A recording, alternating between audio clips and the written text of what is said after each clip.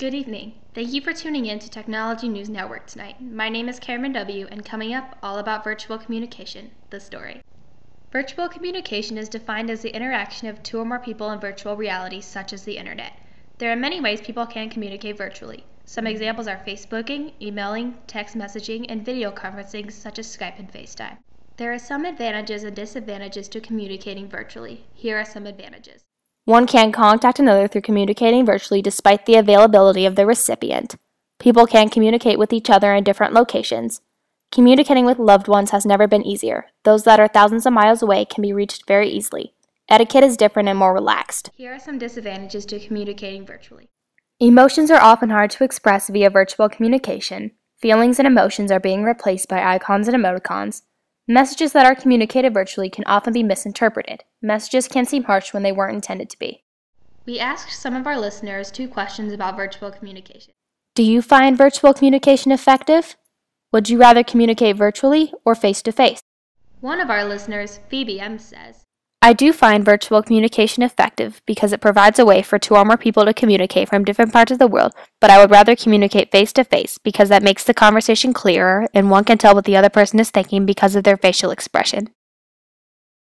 Another listener, Sharon T., says, Virtual communication is not as effective as direct communication because certain things are lost in translation, but it is more efficient because it saves time.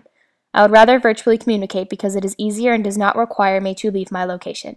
Though many users find it effective, virtual communication is taking over the world. As technology advances, so does the use of virtual communication.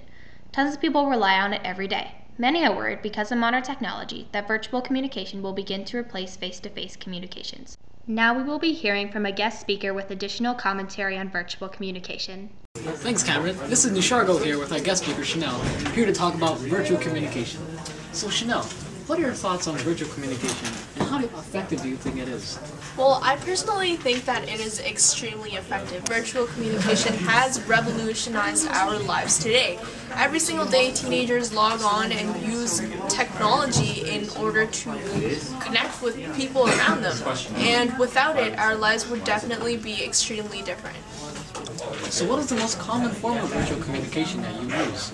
Well, the most common form is social media, and the most common sites I use are Facebook and Tumblr. So basically, Facebook allows me to connect with all of my friends and build friendships with other people too, and Tumblr allows me to express myself. And I use these products basically every single day, and update very recently too. Thank you. Thank you very much for speaking. Well, that's it for tonight. My name is Cameron W., and I would like to thank you for tuning in to Technology News Network. Tune in tomorrow night for more information and the latest news. If you would like to see more information on virtual communication, please visit the links at the end of this news show.